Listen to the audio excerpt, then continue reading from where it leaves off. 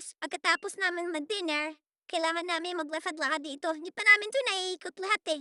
Kaya lakad muna tayo bago matulog ng gabi para bumaba ang ating kinain.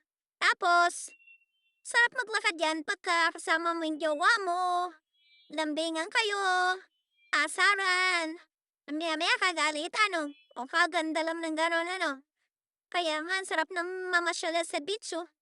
Sa ilalim ng buwan. Alam niyo kahit mainit ang walang araw, mainit ang panahon 'no, maalinsangan. Kaya ingat-ingat tayo sa sobrang init 'no. Kaya ako ito, papasyal-pasyal lang muna ako para mabawasan ang init ng nararamdaman 'no, para ma-relax ako, ganyan. Oh, salamat nga pala sa inyong suporta at panonood. Salamat din sa mga star sender ko diyan,